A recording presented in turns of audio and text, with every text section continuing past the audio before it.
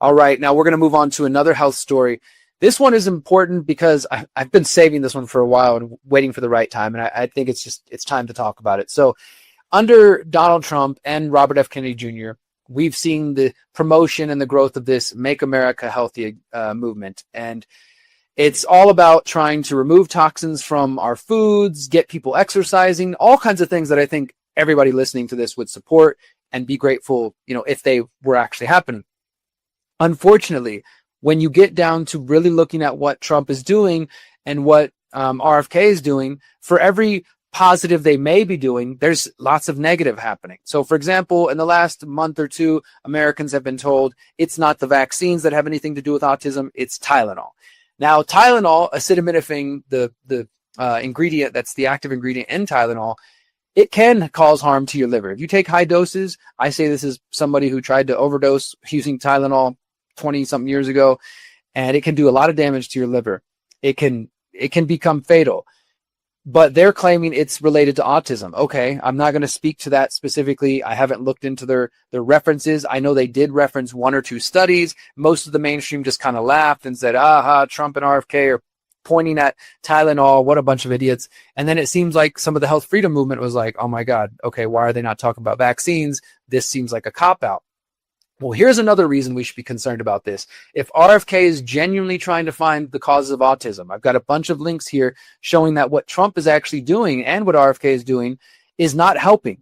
Because if it's not just the vaccines, and let's say it's Tylenol, I think it's more than likely the rise of autism is related to a number of environmental factors, which could include things like vaccines and Tylenol, but it probably could include the things that are being sprayed in the sky above us and getting into the soil. It could include pesticides, and it also could include forever chemicals. And so this is from ProPublica from back in August. RFK Jr. vowed to find the environmental causes of autism. Then he shut down research trying to do just that. And so here's just the highlights. Again, all these links I'm about to go over will be in the show notes at theconsciousresistance.com. Slashed autism funding. RFK Jr. promised to identify the causes of autism, but has eliminated parts of his agency actively investigating them and has cut millions in funding for autism research. Silent on rollbacks. Once an ardent environmentalist who took on big polluters, RFK has been silent on Trump's dismantling of efforts to combat climate change and pollution. Again, I'm not a big, proponent of this climate change theory stuff, but it's absolutely true that Trump and some of the funding that he's getting rid of was focused on fighting pollution and trying to find solutions to that. Now, personally, I'm not a big, believer that government should be taking taxpayer dollars and using it for all kinds of projects. But nevertheless, they are taking money from projects that are specifically focused on pollution, which has been linked to autism. Conflicting priorities. RFK Jr. helps lead an administration that is reversing regulations on pollution and chemicals, including some linked to autism. That's the big thing here, is that the steps that Trump is taking and that RFK is sort of by his relationship supporting and condoning are going directly against their efforts to find out where autism is coming from. Erin McCanless was listening to the radio one morning in April when she heard RFK promising to find the cause of autism by September. The Secretary of Health and Human Services said he believed an environmental toxin was responsible for the dramatic increase in the condition and vowed to gather the most credible scientists from all over the world to solve the mystery. Nothing like that has ever been done before, he told in an interview. McCanless was stunned. This is a researcher. Again, she's a researcher with the government. She said, the work has been done. That's exactly what I've been doing, she said to her husband, Fred. She's an epidemiologist, or she was, at the National Institute for Occupational Safety and Health, which Kennedy oversees. And she said she has spent much of the past 2 decades studying how parents' exposure to workplace chemicals affects the chance that their child will have autism.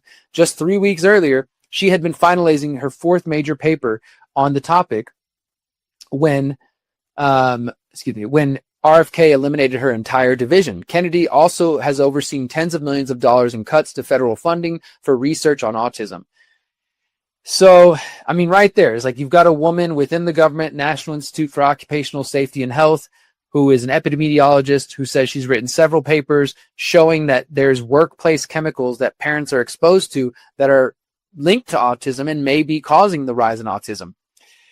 And instead of promoting that, working with that, they decided to get rid of that. And now they go on here and talk about how, he's an anti-vaxxer. So we'll skip past that. Again, it's important to be able to use discernment and nuance. You can read an article like this and you can skip past the garbage that when they're like, oh, these are just a bunch of crazy anti-vaxxers. As Kennedy promotes his new initiative, ProPublica has found that he has also taken aim at the traditional scientific approach to autism, shutting down McCanley's lab and stripping funding from more than 50 autism-related studies. Meanwhile, he has stood by as the Trump administration encourages the departure of hundreds of federal employees with experience studying the harm caused by environmental threats and rolling back protections from pollution and chemicals, including some linked to autism. Kennedy and the HHS did not respond to questions for this article.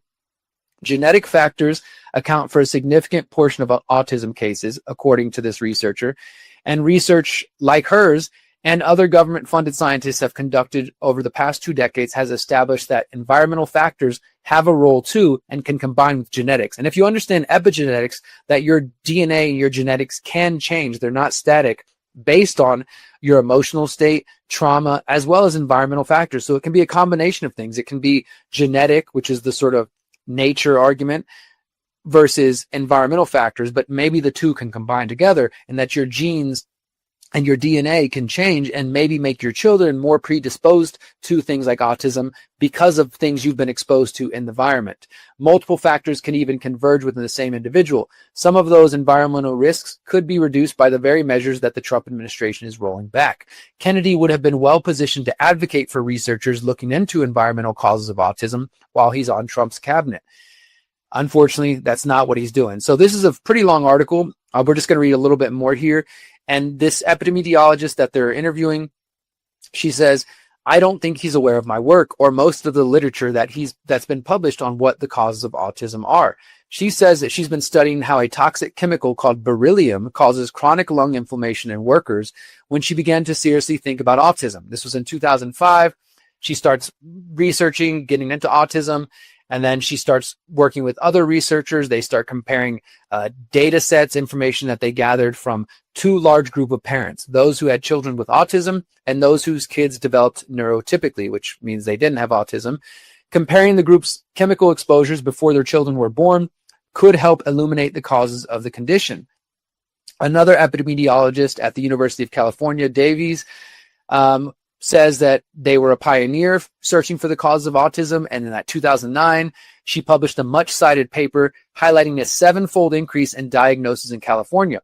So what could that be? Well, it could be related to these chemicals that people are being exposed to at work. And it says these researchers found that the autism risk is increased. It has to do with parental age at the time of birth, a mother's fever during pregnancy, and more traditional environmental considerations such as chemical exposures. So this just goes into the story of this researcher and how the 2 researchers started partnering together. They published a study in 2012 using the data to see if parents of children with autism were more likely to have been exposed to chemicals already thought to be affecting the developing brain.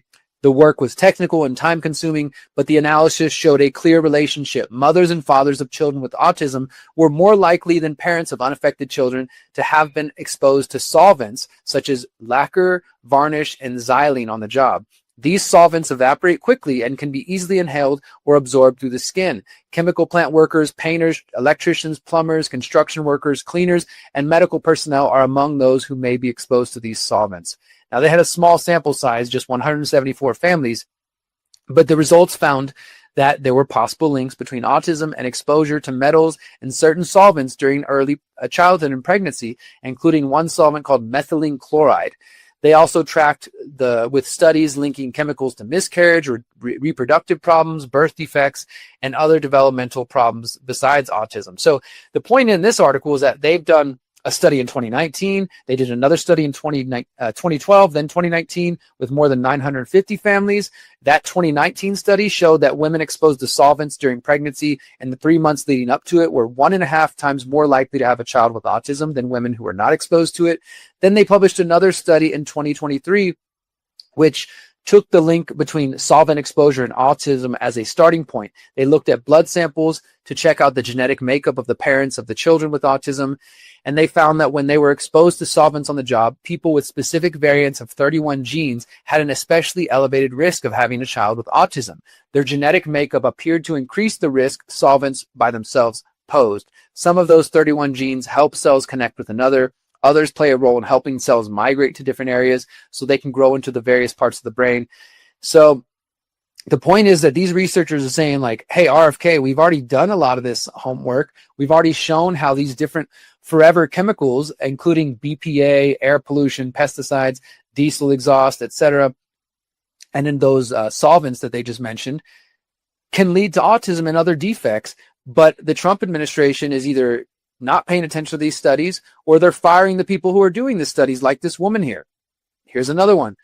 Trump 1.0 funded her PFAS study. Trump 2.0 revoked it, and PFAS is the forever chemicals. A research project on forever chemicals was abruptly canceled by the EPA in April. The agency still wanted the report, though.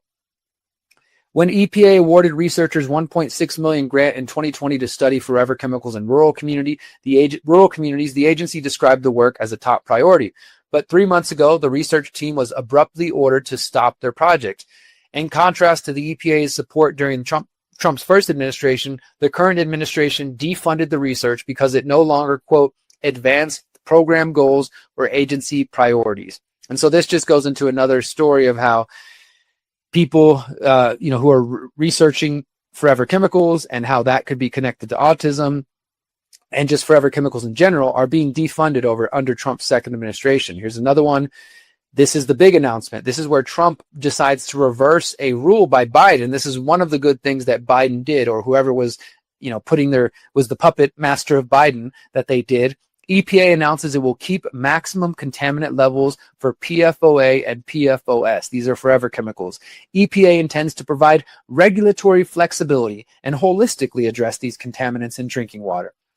EPA Administrator Lee Zeldin said he will keep the current national drinking water regulations for perfluoride, so I can't even pronounce it. We'll just call it PFOA and PFOS, which set nationwide limits for these forever chemicals in drinking water. The agency is committed to addressing PFAS in drinking water while following the law and ensuring that regulatory compliance is achievable for drinking water systems. So what this doesn't say, because this is the official EPA announcement, is that the Biden administration had set new limits for this forever chemicals, and then the Trump administration said, no, never mind, we're not going to do that. We're going to keep the same, we're going to keep the maximum contaminant levels, where the Biden administration was trying to lower the allowable amounts in the water. Here's another one from ProPublica. Trump's first EPA promised to crack down on forever chemicals. His second EPA is pulling it back. EPA Administrator Lee Zeldin claims to prioritize combating long-lasting chemicals called PFAS. Despite this, the agency has delayed enforcement of standards and terminated over $15 million in funding for forever chemicals. This is back in July. I will include this in the show notes as well, because these are just more examples how they're cutting research into forever chemicals. They are limiting efforts to regulate or ban those forever chemicals. They're limiting research that's actually looking at the causes of autism, all the while pointing the finger at freaking Tylenol. Now, here's just to kind of give a little bit of the various opinions out there.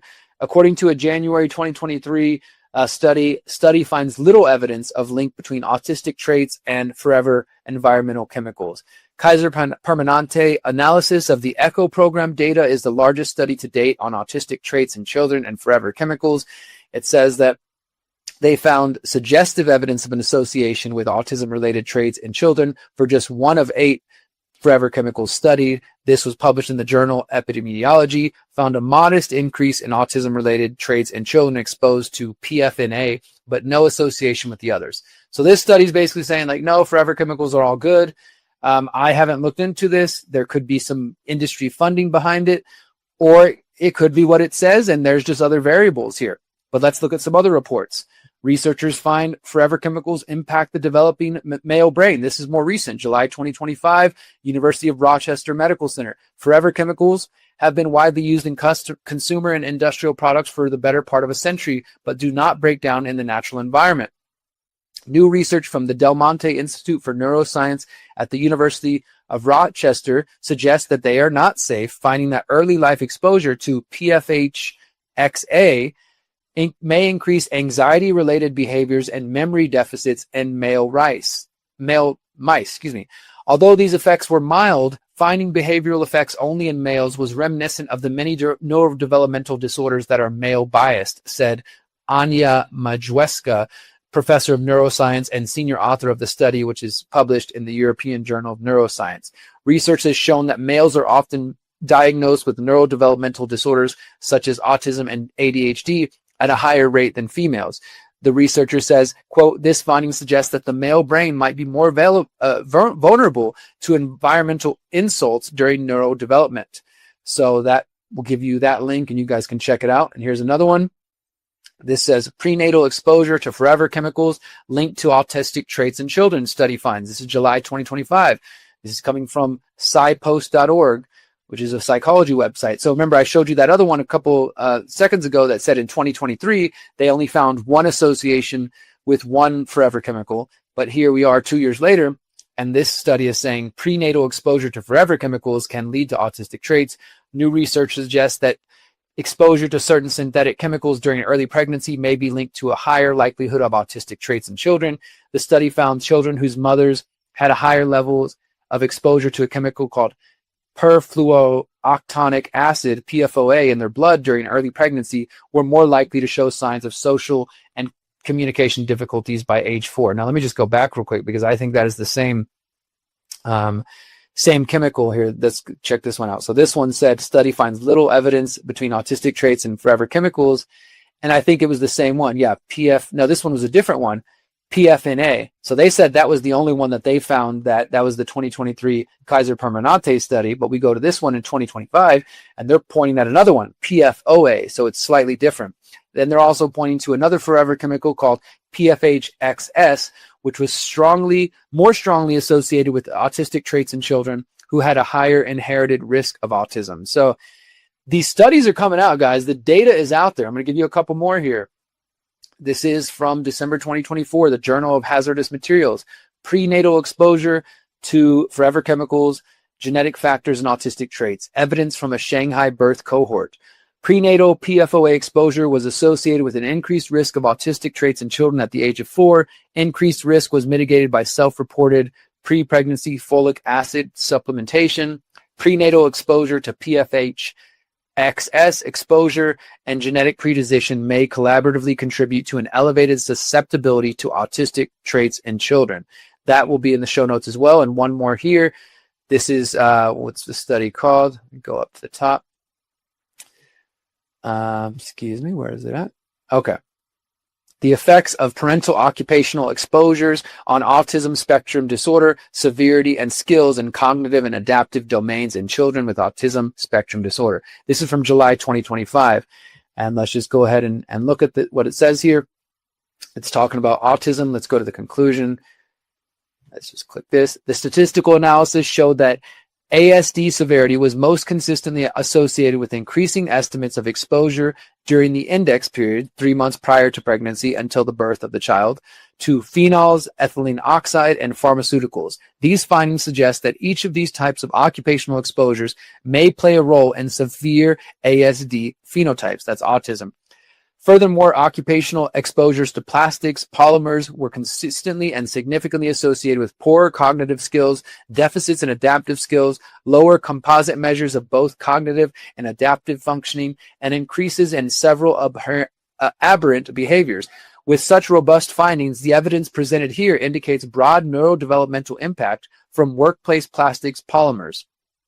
So again, this is just more and more evidence showing the concerns and how these various chemicals can be associated with autism. So all of these links will be in the show notes for you guys to peruse and take a look at. I just want to kind of, go back to my original point here, which is that if RFK is claiming he is focused on getting to the root cause of autism, and they're telling people that it's Tylenol, but meanwhile, they are ending studies that were ongoing. They're firing people who were already studying the impacts of polymers and solvents and forever chemicals. And we have numerous studies over the years building up showing that forever chemicals are linked to autistic traits and various neurodevelopmental disorders.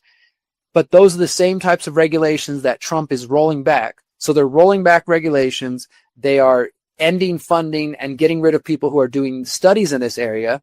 And instead, they're telling you to point the finger at Tylenol. They're not even talking about vaccines. They're saying it's Tylenol. They're not talking about forever chemicals. Yes, I know there have been times where RFK has talked about environmental exposures. That's great. Talk is nice. But you got to look at the action. And the Trump administration, with RFK's help, is actually working against what they claim they're fighting for. So how is that MAHA? How is that Make America Great Again? I mean, I don't think it is. I don't think it is. I think it is more bullshit designed to get you to support politicians and people who don't have your best interest at heart. And I would love to hear all of you in the comments who were supporters of MAHA or who voted for Donald Trump specifically because of this MAHA movement. What do you think about this? Have you been fooled? Am I missing something here? Is this irrelevant? What do you think? Let me know in the comments. Since 2012, the Conscious Resistance Network has been an independent media organization focused on empowering individuals through education, philosophy, health, and community organizing. We work to create a world where corporate and state power do not rule over the lives of free human beings. Our motto is leading by example and helping others in their pursuit of freedom. Visit theconsciousresistance.com to find our articles, documentaries, interviews, podcasts, books, and more. Remember, you are powerful, you are beautiful, and you are free.